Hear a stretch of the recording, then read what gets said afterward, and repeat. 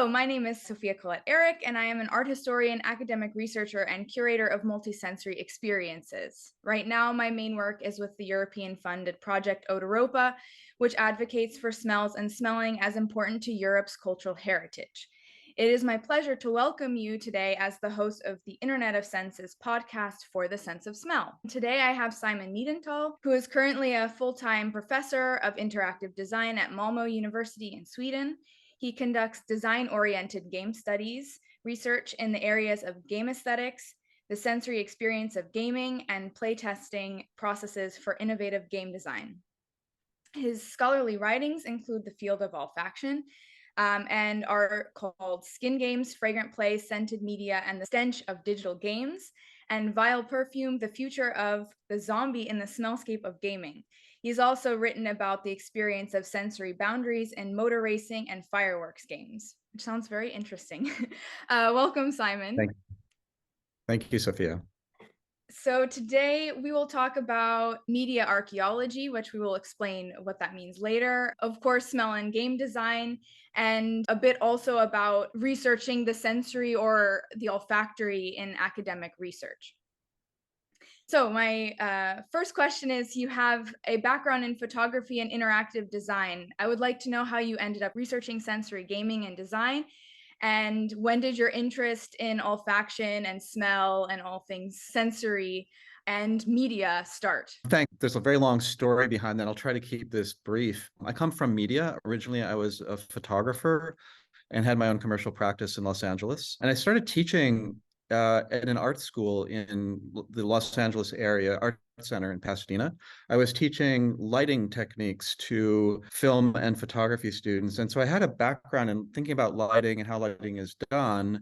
And around the turn of the 21st century, I started looking at digital games, which intrigued me because they're played out in a simulated 3D environment, but there is also processes involved in defining those environments that was kind of like lighting a scene for a film or for theater. And so I started thinking about how what I knew about light could be studied and explored within digital media and specifically games and game design.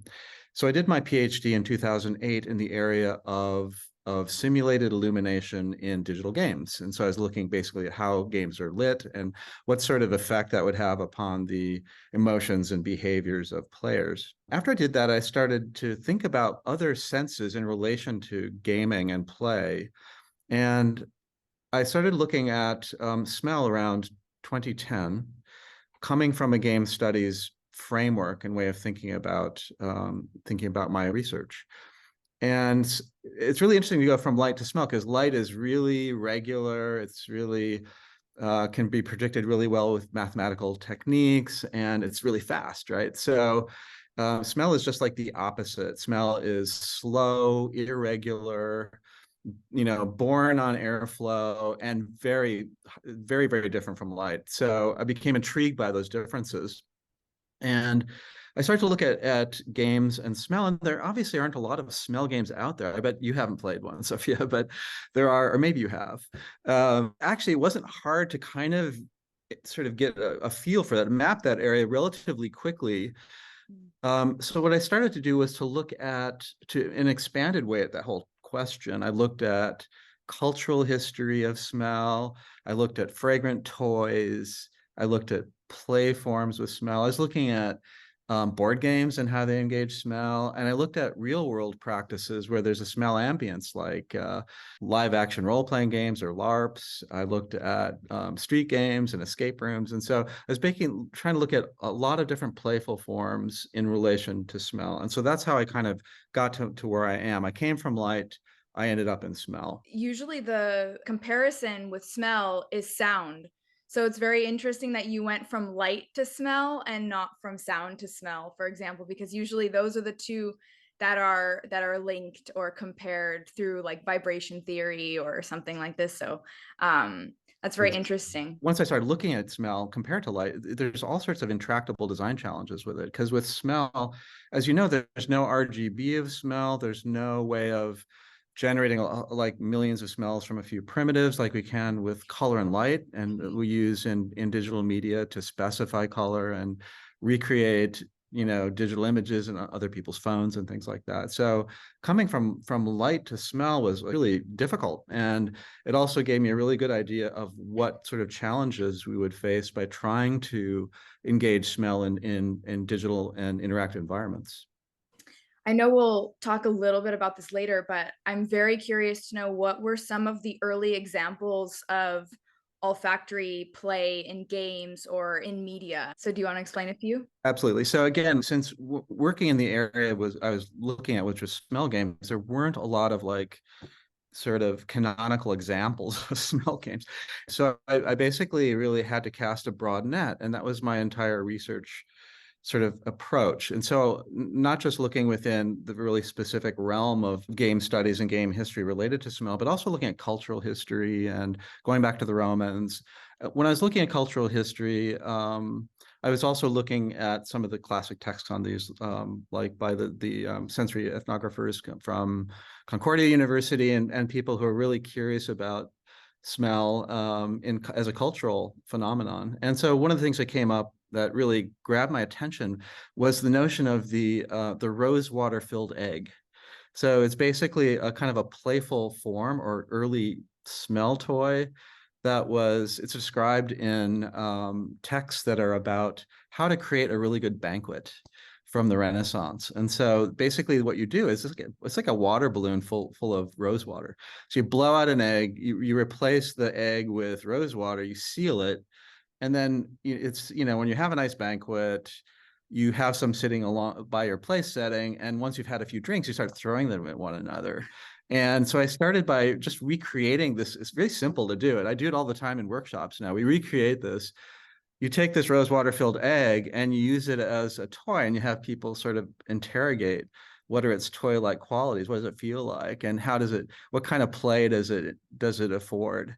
So I was looking at I'd like to sort of look back at some of those examples. I found them to be really provocative and interesting, and there's not a lot to find. And there's probably more that I haven't found, but I really wanted to sort of, like I said, cast a broad net to think about scent in games in a broader way, not just at looking at game forms, but also play, toys, cultural forms related to that. Engaging with the olfactory, it can always be a bit playful. So I love this example you give of people just throwing these rose eggs at each other. But it's also one of the, I think, faults of scent is that it's given this kind of impulsive and playful background, which people then underestimate its power and its quality. So it's a great example of these two things coming together, kind of like impulse and play, but also this is an example from the past and you're still using it as engagement with your students. So that's really amazing.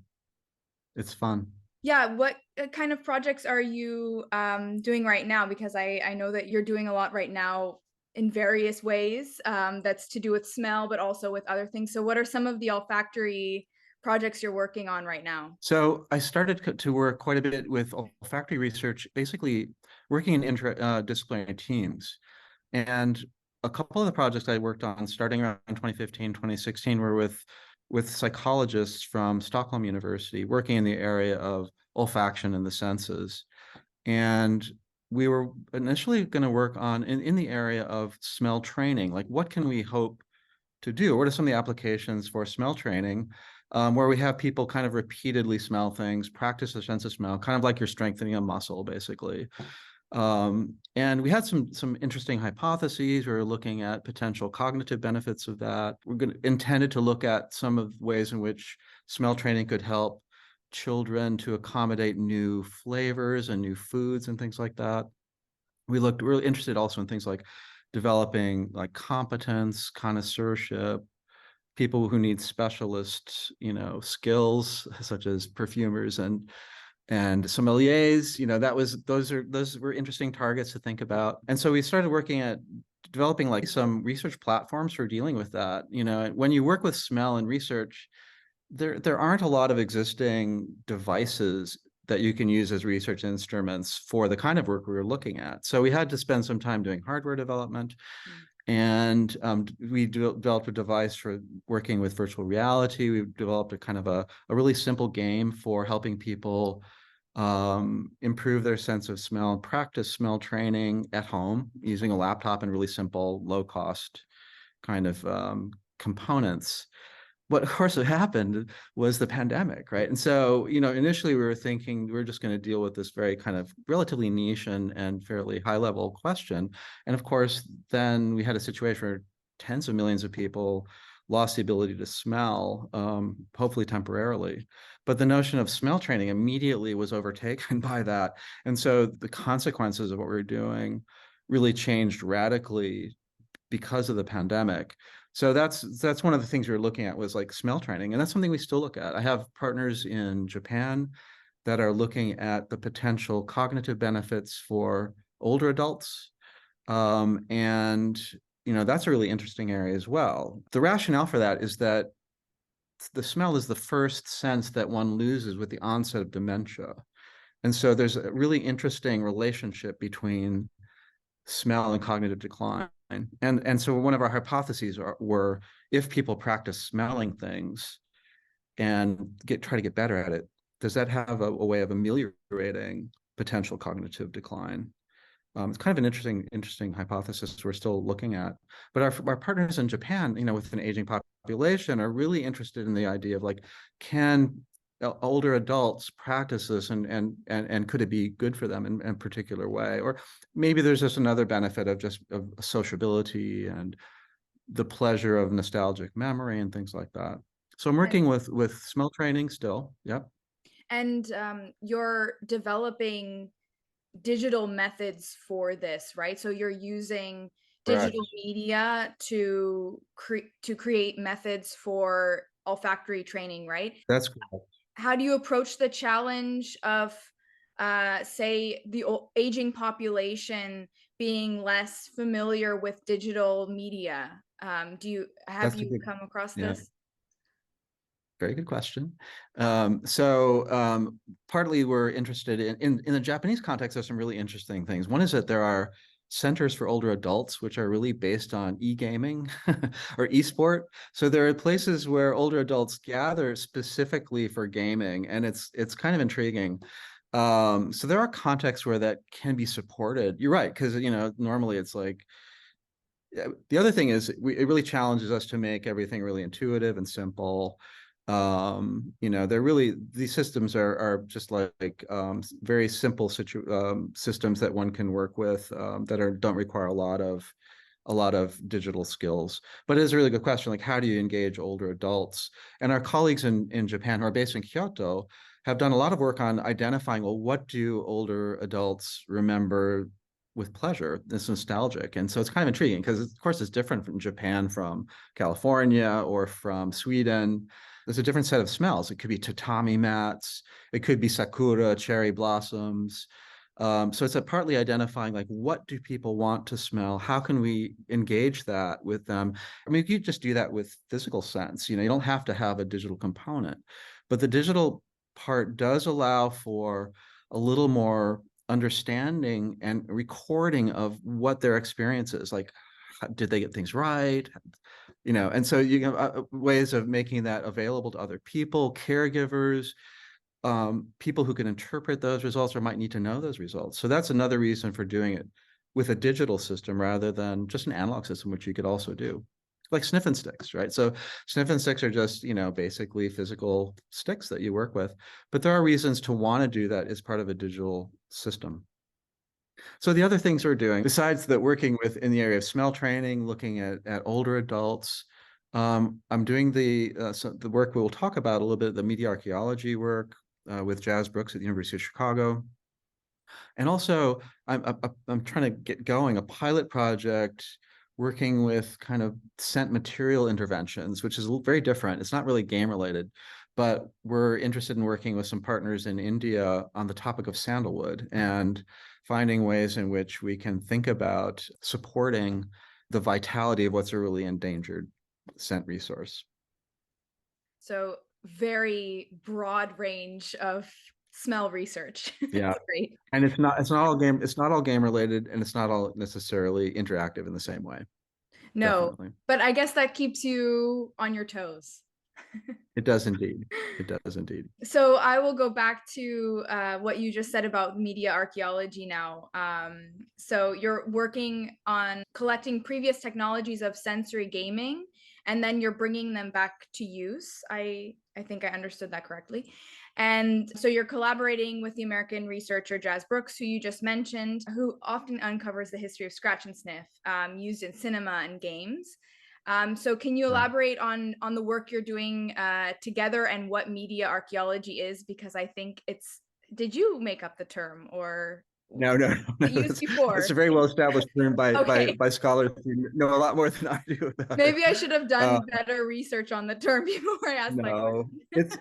I think no, but I think the term is pretty intuitive in some ways. I mean, it's like uncovering something that is in the past. It's about scrutinizing the past to learn about the future in some ways. You know, understanding where things are going by looking at the past, and and so it does involve oftentimes looking at dead media, which is a very interesting concept. So what we're looking at, Jazz and I, is we're looking at some companies around the turn of the 20th century that actually marketed or were developing for market consumer products to output smell from computers, basically in people's domestic environments.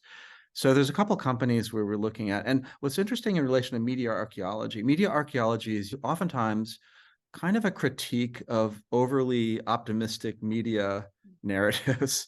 And it's used in a critical way. But what's interesting about smell technologies is these technologies are not sitting on your desktop. I can guarantee that. So oftentimes the narratives of scented technology media are overly pessimistic.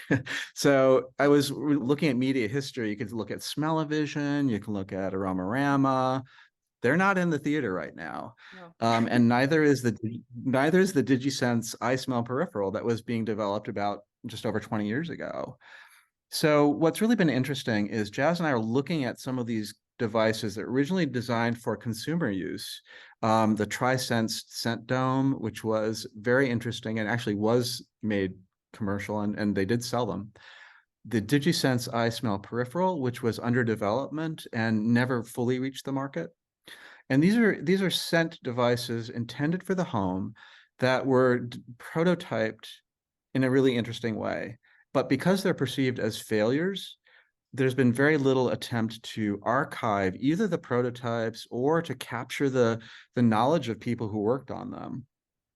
And so I was originally looking at some of these devices, and I made a claim in a lecture like 9 years ago that the history of scented media is a litany of failure. And someone in the audience said, "What do you mean by that? Is that really true? Do we know that?" And I thought, well, that's a good question. I mean, is the fact that we don't have these devices on our desktop, does that mean they're a failure? And what Jazz and I have been doing is to approach the history of some of these technologies as not a failure, but as a series of small incremental successes. And so we go back and we talk to people who worked on these 20 years ago, and they're very excited to talk, because no one really asked them about that. What Jazz has to do is a lot of the media archaeology part is that because there's no record of many of these devices, Jazz has to go combing through various web archives to find images of these old prototypes. We understand in what sequence they were developed and how they worked. And so we understand how the technology worked. So it's quite fascinating. We're really trying to understand these devices. And ideally, we'd like to acquire some of them. Sometimes you can't even locate any of these prototypes anymore, but we'd like to acquire some of them. We'd like to get them going. We'd like to get them out in the world in some way and let people experiment with them a little bit. That's kind of our aim. But right now we do a lot of talking to people, and I mean, it's really fascinating to hear about how these devices worked as scent output devices that were intended for the home.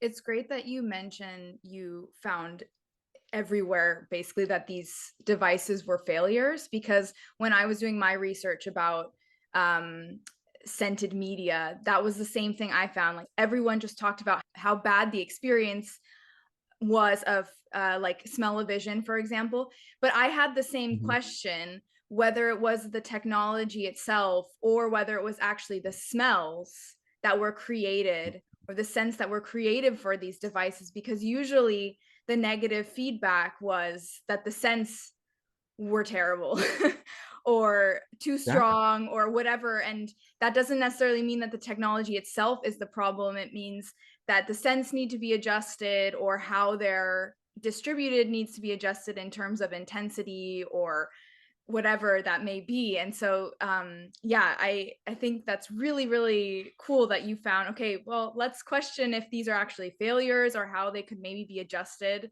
Yeah. to be used in the future. It's a really good topic. I think there's a lot to be discovered here, and a lot of ways in which, first of all, we can just improve the quality of our designs, really, if we sort of uncover what, if you look at these as not just as an abject failure, but as we worked out some problem, some design problem in an interesting way. That's great. And like you said, it's really complicated why things fail too, right? We're in the material world with sense, so a bad representation is a bad representation of something. And I also, I don't want to speak for Jazz, because you should really have Jazz on this show, on a Definitely. podcast. But one thing that Jad's noticed is that a lot of the negativity about something like Smell-O-Vision was based on just a couple of reviews. And that oftentimes, a couple of high-profile reviews could create the sense that it was a failure, even though many people found it to be positive experience, or a lot of the other reviews were good. So there's a lot of sort of outsized influence of certain voices that can make something be perceived as a failure. And I think that's what media archaeology is also intended to redress, which is, what should our understanding of these devices or these systems, what should our understanding be? And I'm interested as a designers, like, well, how can we move forward? How can we make the devices work better? And how can we make them, a more interesting experience? And thinking about where we are going, for example, like AI, or this area that we're kind of heading towards, I think it's really interesting because right now there's a lot of issues of conserving digital art, for example, because we're losing, certain devices are going obsolete, and we're losing access to certain iOS systems if the artwork was made on an iPhone or on Twitter, which is now X, or whatever that may be. So I think it's really important that for smell or for olfactory engagement, that we can actually go back and look at these devices that were made, and they're still very relevant because we're still learning Mhm. in the field of smell and sensory engagement. So I think that's really a important thing to think about, that we have to go back for the olfactory. We really have to go back and look at these devices and see how we can Mhm. use them for the future, and they're still very relevant, whereas some of these digital methods are not right now, and they're kind of going obsolete very quickly. So this is really cool. I just thought about this right now. So It's true. It is true. And I think there's, it's other really interesting things to think about too with these. I mean, the actual design space for the output devices, I mean, it's not rocket science. It's not that was complicated. I'm trying to get my head around the impact of AI for smell, both in terms of neuroscience and design. But in terms of actually creating, good scent experiences, I mean, there's a lot of intractable design problems with smell, but it's relatively straightforward set of challenges that are being faced. And I think what's interesting is, as we go back and look at these, we can see people moving forward. And that's why I'm really optimistic in this area. I really think that, we're understanding there's so many reasons to be optimistic about scent, and thinking about scent experiences that we can have. But we really can move forward and solve some of these problems bit by bit, which is what those companies were doing 20 years ago that are now perceived as failures. yeah. So we guess we kind of answered this question, but I'll give you an opportunity to respond to it. So how does looking back at these olfactory technologies help pave new and innovative technologies for the future? I mean, it's interesting to see how people solve basic challenges of creating scent output. So mostly we're looking at output devices. electronic noses and olfactory sensing is another challenge, and that's also a very active area of research, and that's fascinating.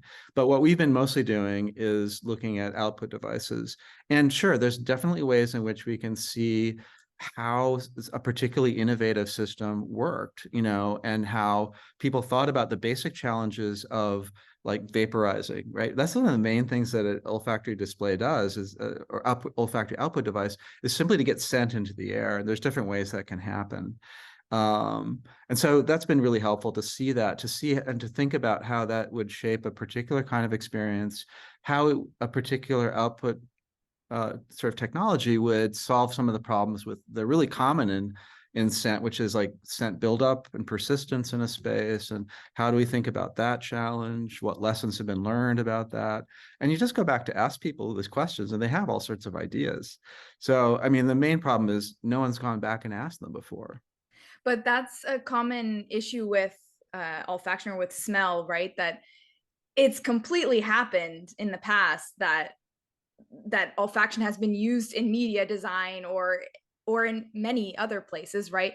But it's kind of gone brushed over or pushed aside, and then Yes. someone has to think about going back to ask these people who have done it, Yeah. or remember, or find. And so a lot of the time when you ask like these researchers like yourself, it's like, oh, one day I was just reading something and all of a sudden it made sense. Like I found someone who was doing something and thought, oh, well, maybe I should go talk to them, because you don't really just it's not in your face all the time that that smell is happening, or that olfactory design is happening. It's not always around, so it takes some find treasure hunts to find these kinds Exactly. of things. And it's a good treasure hunt. So how has smell and olfaction played a role in game design throughout history? We kind of briefly talked about this before, but maybe a few more examples.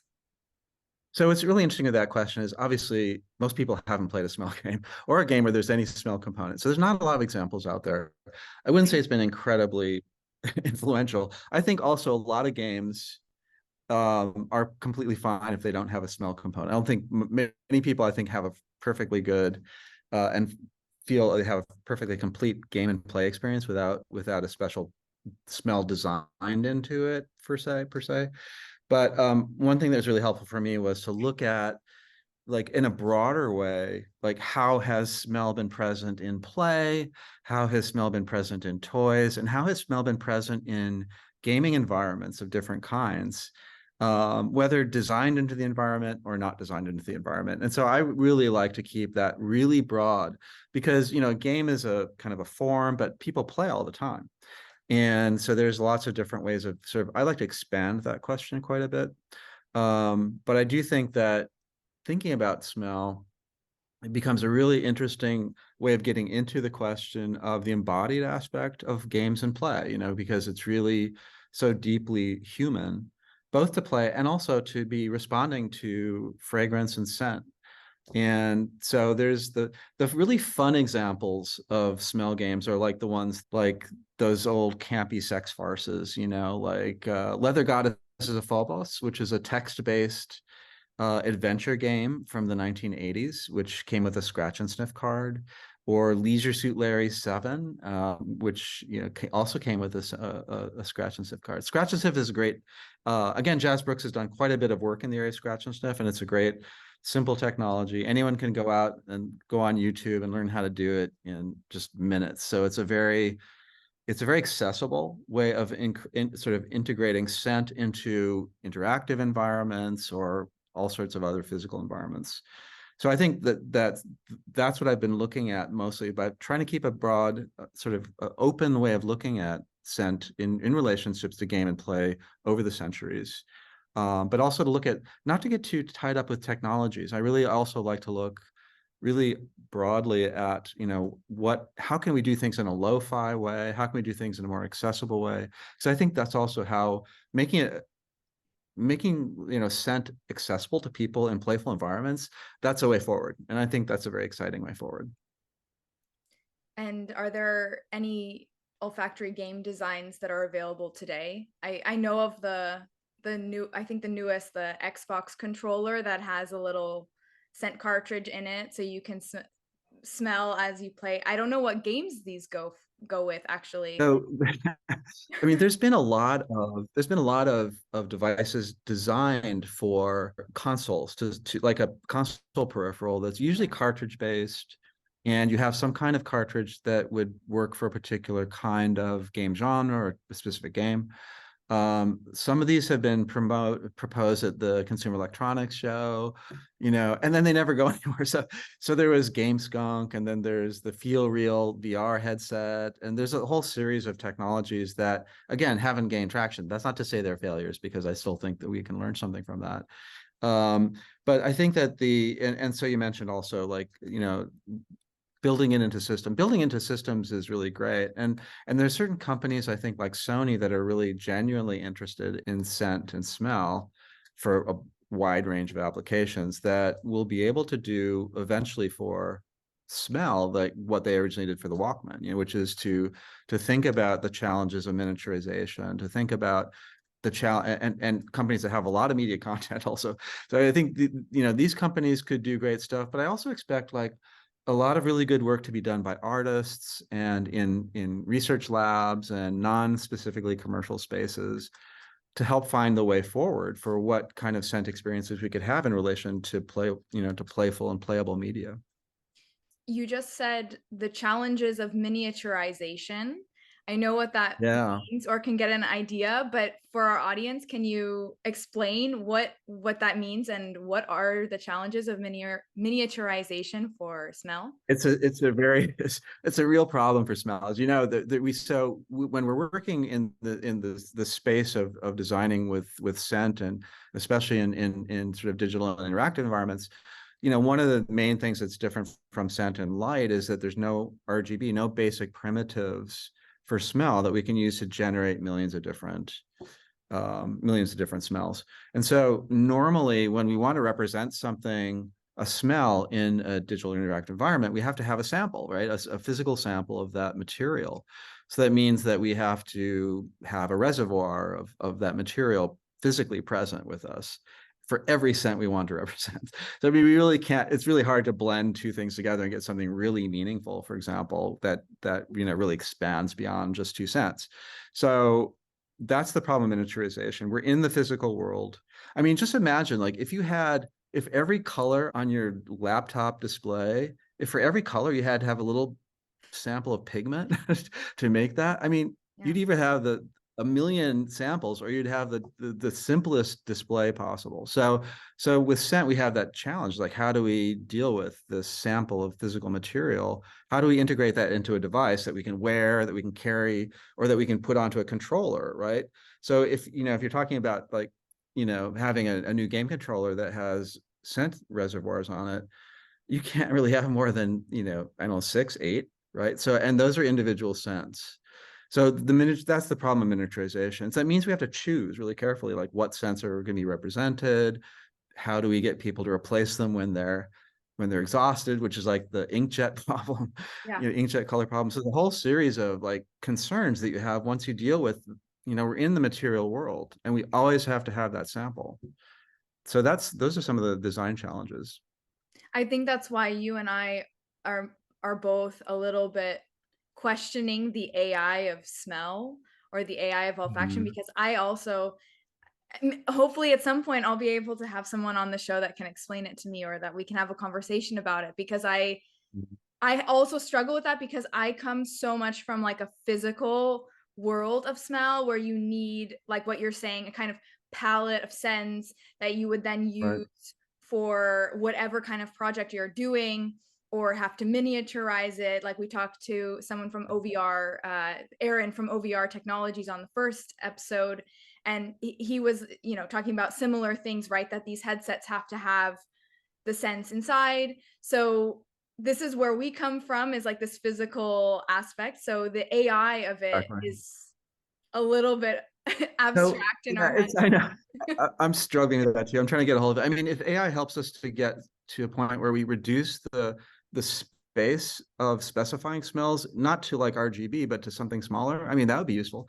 I mean, I'm not sure if it helps us to understand and be able to transmit a description of a scent. I mean, that could be useful. But I don't see it being able to take over and to completely eliminate the physical nature of scent. I mean, there's been attempts to, by Adrian Schock, for example, a researcher who tried to, say, okay, wouldn't it be great if we get rid of the material part of scents and just stimulate the olfactory bulb, directly? And, that's a very challenging thing to do as well. So it's basically you have to stick a rod up someone's nose using a very small, camera and, put a minute electrical charge on that. And it, doesn't work all the time and sometimes causes intense pain. I mean, we're not there yet. We're still going to be in, I think my opinion is we're going to be in the physical world for a while. And I think the thing to do is to relish that, right? To enjoy it, like you said before. It's like we can do those, we can represent those scents really well or not really well. I think there's a lot of ways in which that could be a real sense of enjoyment and pleasure with smells. I have found that a lot of people like you, researchers, this is kind of the backbone of much of the olfactory research or olfactory world. Of course, we also have the commercial world of scent, which is like perfumers and things like this. But I wanted to ask you, I know now you're a full-time professor at Malmo University where you're teaching interactive design. But I would like to know, we're in a bit of a scent renaissance, but there are also still many biases and challenges around olfactory research and legitimizing its importance. So have you found this challenge in your own personal journey? Well, I mean, I think that is an interesting challenge, like you said, to talk about and think about. I do think in terms of my own personal journey, it's been a great journey. I don't think the challenges have been stimulating intellectually. I like thinking about them. I like learning about scent. I like expanding my understanding of scent. I like smelling new things, right? Probably like you. It's very pleasurable to be able to do that and to do that as part of your work. I do think we live at a time because of the pandemic. I mean, I can't think of a time in modern history where people have been more aware of the contribution of scent to quality of life, right? You had tens of millions of people who basically lost the sense of smell and we're having to confront that. And I get emails still from people, not irregularly, who have really had a hard time with that. And it's heartbreaking. It's really hard to lose your sense of smell, and people refer to that as like losing a sense of joy in life, right? It's pretty stunning. So I think we're in a time where we understand that. I think we get it better now. I think we've tried to sort of force the pandemic out of our consciousness in so many ways, and so maybe people are forgetting how weird it was not to be able to smell, or how distorted things were, unnatural things were. But it is something where people have had this experience, and I think that they do value the importance and contribution of scent and smell to their own daily quality of life. So I think we're in a really interesting point in that sense. Okay, so we talked about olfactory designs that are available today and some of the challenges of those technologies. And now I want to know more about what you're teaching at Malmo University. You teach interactive design, and you also have a lab where students can experiment with these technologies. So I wanted to know, what do your lectures look like? What does a day in your class look like? And what do your students learn?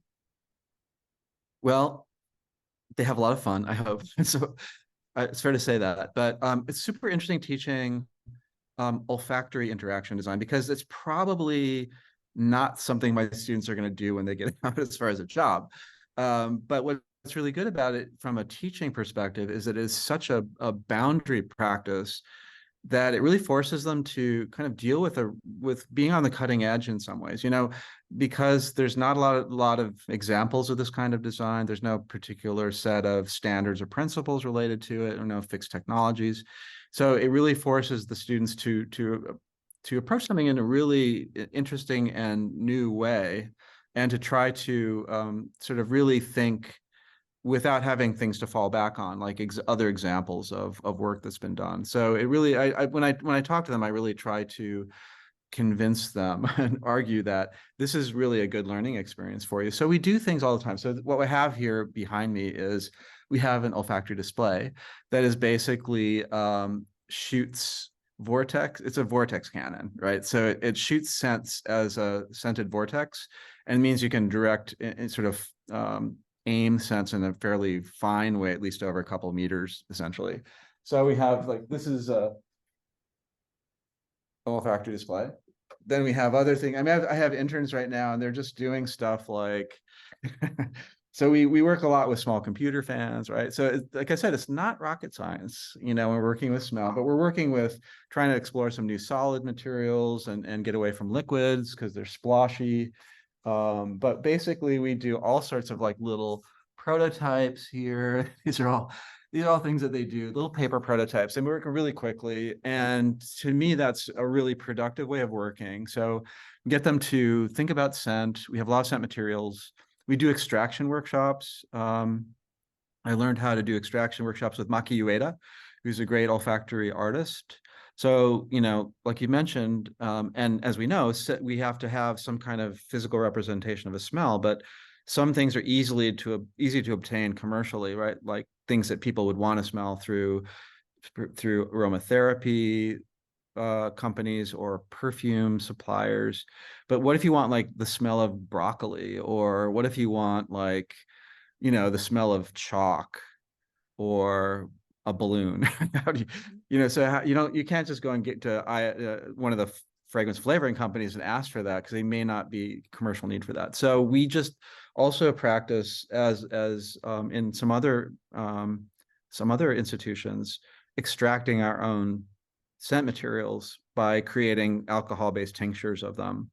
And so we try to deal with every end, from obtaining the materials to thinking about vaporization to thinking about delivery, and above all to think like, well, what are we doing with this? Like, what are the application areas we want to work in? Is it related to entertainment, or is it related to education, rehabilitation? Is it about supporting people's everyday needs? Like, what is it we want to do with smell? And so that's the world that they're working in, and it's, I think, really interesting. It's a good educational world to be in for them. And it, you know, because the tech, you know, we're working with these little computer fans, so it's pretty straightforward. We work with small microcontrollers, we work with scent materials, we work with little piezo transducers, which basically just create a mist. So there's this, it's not rocket science, but it does leave the other questions really open and interesting about what are we going to do with this, and what kind of scent experiences do we want people to have. Yeah, and your class is called olfactory interactive design. Is that what the No, I contribute to different classes. One of them is called tangible and embodied interaction. So when okay. you think about like embodiment and the senses in relation to interaction beyond like keyboard and mouse, basically beyond that sort of metaphor, scent is a great thing to look at with tangible and embodied interaction. There's nothing more tangible and embodied than molecules entering your nose, right? Yeah. So it's a great way of thinking about interactive design that really engages the body. I want to go back to something you said right when you started answering this question, which is that you talk to your students about perhaps not getting a specific job in this type of design. But I want to challenge you on that. Can we somehow make a place for these type of students or researchers? Because I know virtual reality, for example, a lot of professors or researchers are using that as a basis of Right. teaching, and then it's turning into jobs and for companies. So I want to challenge you on this brief statement you made and ask, like, can we make a place for these types of students? Hey, that's a really good. I appreciate the challenge because I've really benefited from people. I just say something and people say, "Is that really true?" You know, that's always really helpful to me, and it oftentimes leads to really good insights. So you're right. I mean, I think about like, you know, will this as a form of where and how will this as a form of you know, really vital design emerge? And I think there are some areas and it will emerge. I love smelling things. I think that there's nothing wrong with smelling for pleasure and connoisseurship and getting better at smelling. And there are companies that design games for that, like Centisphere is a company that does board games like that. I think that the application areas I think are really promising are like education. I think we're understanding ways in which learning is supported through, multisensory approaches. Mhm. I think that's really promising. I think the health and rehabilitation will continue to be really open Yeah. for design and experimentation. And I think all of these are really provocative and interesting ways of thinking about where olfactory interaction will occur in the future. Yeah. Yeah, because this is something I know a few people like myself who have this strange expertise of designing with olfactory in mind. And now I'm like, where where do we go from here? Where do we go with this knowledge? I mean, there's also theme park design, for example, or Exactly. yeah. Sure. Well, business startup, there you go. I mean, I think that's one area. We need more entrepreneurship in this area. There are Yeah. people that really interesting that we've been interviewing that Jazz and I've interviewed it's really interesting to see the companies that have survived since over 20 years, because we look at a lot of companies that don't exist anymore, but there are companies around that like Inhalio or coming out of Exhalia in France, that they have a business plan that works. They're making it work. They have clients like Dior, that companies that can really sponsor really interesting research and have a strong motivation to sponsor, interesting commercial development in the area of scent. So there are companies that do it. I think identifying more application areas will help. The other thing that I think is really interesting with this area is that we're constantly learning more through research. There's tons of research coming out, all the like the AI stuff that you mentioned, but also there's a lot of research coming out these days that questions what we know about or we think we know about the sense of smell. So change is afoot, right? It's like you said, that we're kind of living in this kind of renaissance period related to smell. And literally, there is every month, there's something interesting coming out that radically changes how we think about the sense of smell. And the more that happens, the more likely we are to find, interesting application areas emerging, new needs and understandings of smell emerging. And the more that happens, the more I think we'll see these opportunities start to pop up. Yeah. And I find still I think we're working towards not being this way, but I find this field a bit siloed. So we're all in our own little bubbles, like for example, you're studying olfactory media and someone like Rachel Hertz, who we had on Internet Senses last time, Right. is neuroscience. And so I see this more and more that people are coming together to have conversations. And so then we all are Mhm. aware of what each person is doing. But I think this has to continue to happen because it's moving very fast, but we have to make sure we're not moving fast separately. We all have to come together and have these conversations in one room. And I think that that's something Mhm. that research is doing pretty well, is that we're coming together and we're having conversations and then trying to move forward. But this has to continue to happen, I think.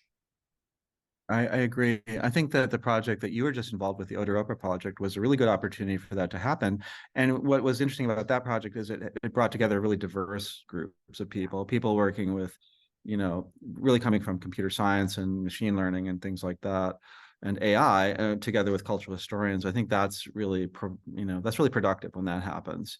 I hope there'll be other, big opportunities for that to happen as well. And, I think that is where the sparks will happen. Yeah. I think that's a great place to conclude our podcast. So Good. thank you so much for joining me today, and it was a really interesting conversation. And yeah, I'll see you soon, actually. So it was a very nice conversation. Thank you, Sophia. And it was optimistic and uplifting. I think that's what we should aim for with all our discussions of smell. So thank you very much for this opportunity. Thank you.